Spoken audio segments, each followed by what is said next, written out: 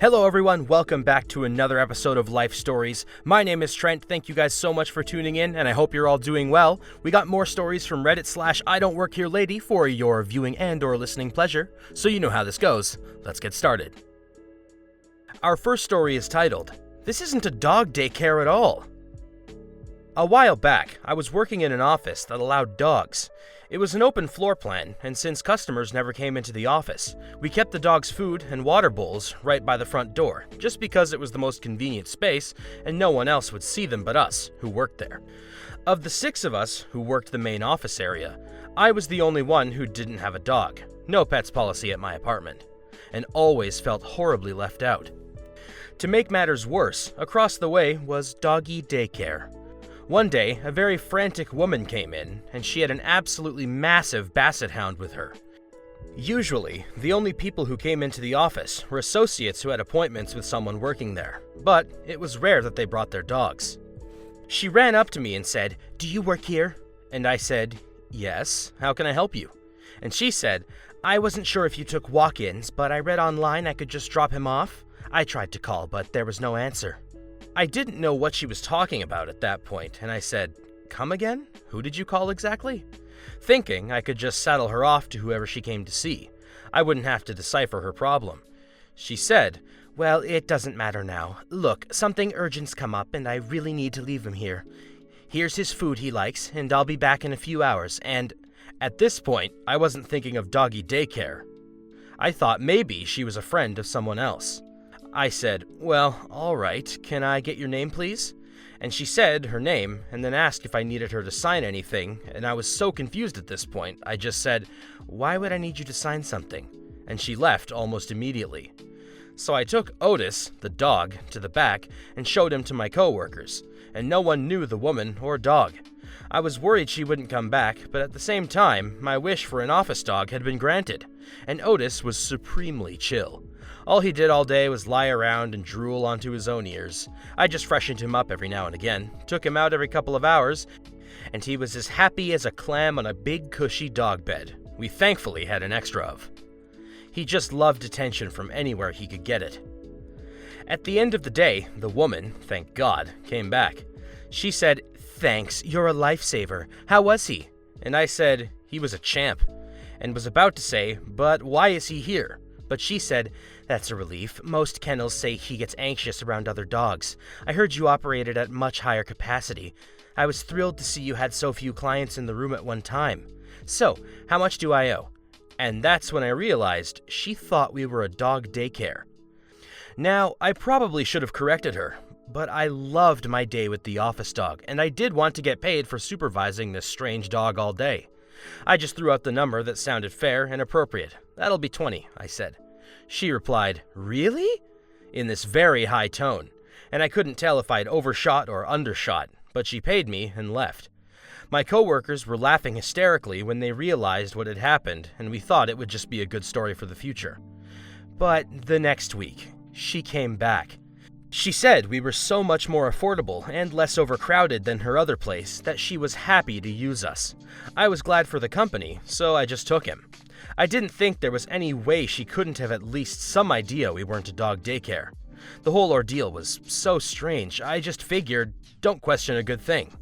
I was much younger and dumber then. Not long after, Otis started getting dropped off 2, sometimes even 3 or 4 days a week. I was in heaven. He was such a love, and he made fast friends with the delivery guys and visitors. One day, we took our office Christmas card photo, and Otis was over that day, so we included him in a Santa hat. It was pretty great. But it turns out Otis's owner was friends with one of our clients, who I guess happened to have the card out on her table, or was kind enough to display it alongside her other holiday cards. Because one day, Otis's owner came in holding the card and walked up to me and said, "I can't even believe I'm asking this, but is that my dog in this photo? This isn't a dog daycare at all. This is just an office, isn't it?"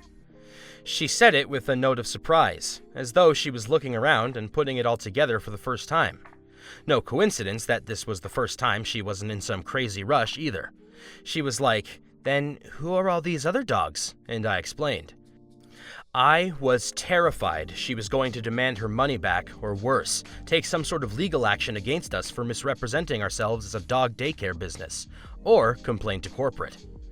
Instead, she basically said, "Why didn't you ever say anything?" And I explained we just really liked having Otis around. She stopped for a minute and seemed to be thinking, and said, "Is that right?" And I said yes, and told the story of how I was the only one in the office without a dog, so I loved the company. She seemed a little flummoxed or hesitant, understandably, because the whole thing was so weird. She turned to my coworker and asked if I was telling the whole truth. I don't know why she thought my coworker, also a stranger to her, was any more trustworthy than me, but hey, strange times. Coworker backed me up. So she said, "Well, I wish you'd said something sooner. Could have saved me a lot of embarrassment with my friend back there. All right, I have to get going. See you at 4. And then she left Otis. I couldn't believe it. I said, "So he can stay?" And she replied, "Where else could I find someone to watch him one-on-one all day for $20? And off she went. Otis stayed my office dog until his family moved away. Luckily, right around the same time, I took a new job. With all this time sitting around doing nothing, thought it was as good a time as any to tell that story." That was a super wholesome "I don't work here, lady." I'm a big fan of that. We need more of this, especially in these trying times. Plus, man, I just love dogs so much. And moving on from that story, which I loved oh so much, we have another one titled, "I don't work here, lady" should be tattooed on my head. I don't know if it's my very fluffy, welcoming body, my agreeable-looking face, or the fact that I love the color black, but somehow, almost on a weekly basis, people mistake me for working somewhere that I don't work. Almost any time that I go into a Sephora, even though I'm not wearing their black and red smocks, I always get asked a question by a Karen. "Excuse me, how much is this face wash?" I don't know. Sorry." "Well, can you find out?" "The price should be near the product?" "Okay, well, I can't find it, so you need to help me." Me, realizing she thinks I work there, "No, sorry, I don't work here." Karen, not believing me and giving me that weird "you're lying" face, "Okay." She thankfully walked away after that. I recently also went to an Olive Garden after a long day at work with my lovely future wife. I was wearing black jean overalls, one side up over my shoulder and the other side down. I was also wearing hot pink children's shoes, literally Walmart children's shoes because I have the blessing of fitting into them at age 26. Unfortunately, where I work, I have to wear black polos with our company logo on the left. I didn't expect to go out after work on this day, so I didn't bring extra clothing. Anyway, as I'm walking to the bathroom, a lady stops me and asks me where she can grab her to-go order. And I'm like, I don't know, maybe the bar? She looks at me like I'm crazy, and I say with an "I'm over it" tone, "I don't work here." She looks at me like I'm crazy. But how am I the crazy one? I'm wearing bright pink children's shoes and overalls. I look like a 26-year-old child. I don't get it. What about me makes people think I spend all my days in customer service? It's comical how many times I get stopped about this stuff. I mean, you're sure to draw some attention if you're wearing bright pink toddler shoes. Maybe not toddler, that's kind of small. Children's shoes, bit bigger. I don't know, man. I have massive, disgusting Bigfoot feet, so who knows? And moving on, our next little story is titled, "We Have Drivers Waiting to Pay." I am a driver. Oops. I was the guy who mistook someone for an employee this time. For context, I work in a food distribution warehouse, and we have contractors who work with/for us who are paid to break down loads delivered by trucks that come in, so product can be checked in and put on the shelves. Part of their uniform is the yellow construction worker vests with their logo emblazoned on the back, and they just happened to have a new supervisor join the crew. We had truckers waiting around on their computer for said supervisor so they could cash out and leave. I walked past to look for the supervisor to the back dock and saw a driver wearing a yellow vest.